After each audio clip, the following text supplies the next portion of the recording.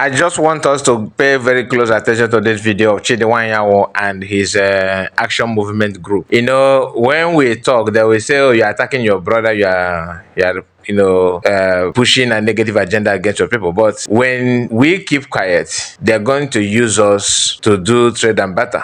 Chidi is the one, in case if you don't know, maybe you have forgotten, that started calling Finnish embassy, during Nigerian general election, because he wanted the election to hold so that his mentor and his boss, Sore, will be elected as Nigerian president or whatever. And he collaborated with US, Iken Gurag and the rest of them, and they championed the agenda of reporting PM for the first time, which they themselves have facilitated that from that moment or to today, after PM have been finally, invited by Finnish government. If you pay close attention, maybe if you have watched that video, I believe most of you must have seen Chidi attitude when PM was interviewed by Dr. Damages before the invitation was sent to him. So Chidi will say something there that he can't wait for all this your shenanigans to end. Then PM replied to him, "See you in Biafran court." He may not understand what PM mean by that. Maybe he thinks it's just normal talk. Now, Chidi is here. He was, trying to act as if he's a member of IPOB. He loved Masam Nakano so much and all that. Now that this Pharaoh Timi, I believe I pronounced his name well. This one activist from Yoruba land that was detained a few days ago, and many people are trying to throw their support. When issue happen in Europe, happen to Yoruba man or Yoruba woman or other people from other ethnicity, Igbo people will rally around to do national protests and demand for his release and all that. I'm not against it, but when the table is being reversed, when it happens to an Igbo man, then everybody will see it as an Igbo problem. If you doubt me, remember what happened during the time of Mohbad. Mohbad is a musician from a young musician that was, being fired for nothing by some people. I think his colleague or something like that. I cannot tell you the cause of his death, but every content creators in Igbo land, skit makers were out speaking on behalf of the guy. But when it happened to Igbo people, that is your problem. Deal with it. In fact, it serves you people well. In some cases, when somebody from Oduduwa land actually, speak up, their fellow Oduduwa people will rise to attack the person. Just like the recent one, only that Koiki was streaming the Finland Biafran Convention in Finland and Biafran regulation that took place, this month, December or November/December. Many Oduduwa people, many Yorubas were attacking Koiki for doing so. That is what I'm talking about. Now, Chidi is here after committing all manner of nuisance that he have committed verbally, and some of the actions, some of the his attitude and what he did by calling Finland. He was the one that started calling Finnish embassy and also distribute their website and number to everybody and encourage US to start calling Finnish embassy and tagging them on Twitter. And Chidi was one behind it. And because of that, his move, how many of you remember when this man that called himself ordinary president started calling Finland embassy as well? A lot of people tried that back then in 2023. Now, Chidi is here because something has happened to Yoruba man, and Chidi is leading the movement to free him, which I'm in support of free him. I'm not against it, but I just want to understand that this goes back to what I used to say: self-hate of Igbo people. They will hate themselves with everything. Forget about the camouflage that he's doing here by adding some, kind of Mazamukano to raise Mazamukano. No, the main issue here is for Farah to me. I don't know the man's name, but you know who I'm talking about. Now, let us hear Chidi leading leading Soware's Take It Back movement. They are the one that owned this cap that he's wearing here, this beret. Now, listen to him.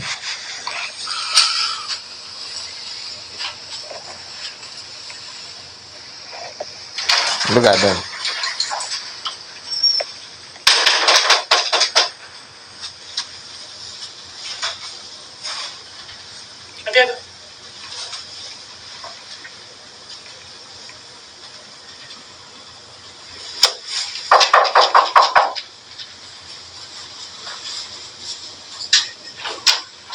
up when? Yeah, someone is coming already. Okay.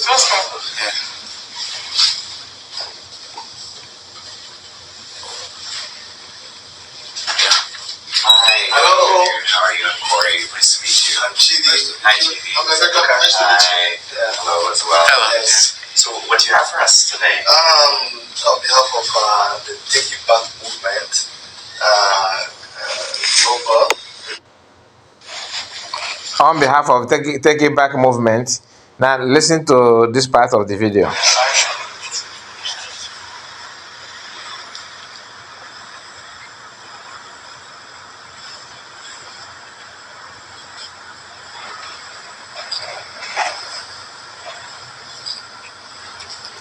So Chidi, now where they are now is in the office of Amnesty International in Canada. Chidi find his way to Amnesty International in Canada for the person that was arrested just last week. Okay, but Master Makano have been in detention for how many years now? Take It Back action or take it back action movement or whatever they call that have never done anything for Master Makano. But all of a sudden they find a way to Amnesty International office in Canada. Look at it now. I'm not against it, or don't get it twisted. I just want to tell you that Igbo people are good in slavery. They love slaves so much. That's why, you know, some people will misquote it and start calling it sabotage. It is slavery. It is slavery. You know, they love to be a slave. In fact, it gave them joy. Human rights. Now, listen to him here. Just pay attention. To me, that's the name of the man. Excuse me. Listen very carefully here. Listen very carefully. You hear when he mentioned the name of the man. They refer to me. So, although the audio is quite poor, please bear with me on that. It's okay. It's from the video, not from me, not from my end. This will be a speech by the Take It Back movement, Global Canada Directorate at Amnesty International Toronto on World Human Rights Day. Ladies and gentlemen, today, as we gather to mark the World Human Rights Day, we stand united in our commitment to uphold the fundamental rights and freedoms that every human being deserves. It is a day to celebrate the progress we have made, but also to confront the stark realities of the injustices that persist around the world. We, the Take It Back Movement Global Canada Directorate, are here to draw urgent attention to the unacceptable level of human rights abuses perpetrated by various arms of the government of Nigeria, particularly the judiciary and the police. These are institutions which should be the bastions of justice and protections, but instead they have become instruments of oppression and fear. We highlight the cases of Dele Farutimi and Mazinamdi Kanu as glaring examples of. You know, when he mentioned the name of the man, that is the main object. That is the main topic here. Okay, the main subject matter is that they refer to me, and Mazakanu's own is just like KWS. You understand? This is so as they're there to mark world whatever day that doing there. What about the one of last year? Show us your visit to Amnesty International. I'm not against it. I just want to see that the main purpose, the main reason why I'm making it for you to see that when you see people sabotaging, we used to call it sabotage. You know, prefer to take 100,000 from whole post of them to say their brothers and point hands, point fingers on people in their hometown for Nigerian army to buy the people and to kidnap them. That is the attitude of a slave. You love to enslave yourself. You Igbos are not tired of serving people. No, they are not tired of serving people. They want look at Showore, pressing button on this guy here. The only time you know that he's very, very articulative or calculative is when it has to do with his fellow Igbo man. Look at him here. And I'm not here to preach for violence, but until we start correcting some things in our home, putting some people's brain in order, they are not. You keep on having, because this kind of people will produce small people like him. Of course, that's why you see somebody today, hey, all hail Biafra, where you stand, I stand, Mazi, without you, are nothing, Mazi, I have to follow you, I have to do everything, Mazi, I'm here for you, you have my back, I have your back, Mazi, move, we are with you, Mazi, go on, Obeli Kukuku, these gross human rights abuses. Delefaro, to me, a vocal advocate for justice and democracy, has faced relentless persecution for his unwavering stance against corruption and tyranny. His arrest and continued harassment. For you to know, because I'm not important on what he's reading, so don't be angry that I'm pausing it. For you to understand that the main topic is for the referral to me, he started talking about the man profile, what he stands for, and all that. Then, before Master who had been there for 4 years now. But he's doing it on behalf of who? Yoruba people. Like I said, I'm not against Yoruba people for fighting for that brother. I'm not against it. In fact, I'm in support of fighting for you also. But it baffles me to see our people doing what they're supposed to do for their own, but they ignore it. All they can do is to, point finger, accusing finger on their brother for them to be relevant in the society where they claim they belong to. Because all this calling Finland and calling that shit they did before was for Nigerian society to see him as a patriotic citizen. You understand? And others are not. Are not just an affront to his personal freedoms, but a chilling message to all those who dare to speak truth to power. Similarly, the case of Mazi Nnamdi Kanu, leader of the indigenous people of Biafra, IPOB, underscores the extent of the Nigerian government's disregard for human rights. His abduction, unlawful detention, and the inhuman treatment he has endured are stark violations of international human rights standards. These actions are not just illegal, they are morally reprehensible.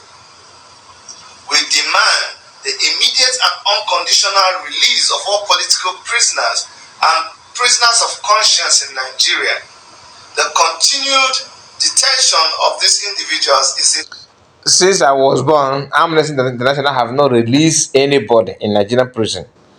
If they have, please mention one. And this elderly man here knows that for sure, but he wants to appear on camera to sound, as a politician he is, and pretend that he's an activist. Activist for what? And these people. And I noticed that most of them prefer to wear this winter jacket whenever they're making video that Nigerians will consume. Like video that they're gonna they put out there is basically for Nigerians. So they always prefer to wear this winter suit, winter jacket, and all that, so that you know that but if not, tell me why would this guy wear this double suit and everything, look like he's going to moon, but the man that he's sitting down with, or he sat down with, are wearing only this. You can see the different thing. You can see the difference between two of them. I don't know if they're doing it on purpose or they just want to make those who are going to watch the video from Nigeria to see, wow, this guy is living under the snow, that kind of thing. But those things doesn't really matter anymore. Anyway, my people, I just want to share this with you because I felt that Igbo people connect this thing, because before I end, connect this video now, what I said now, to the video that I just published yesterday, where those who say they are also security vigilante working together with Nigerian army to go to the villages also in Imo State and point finger and do one or two things they normally do.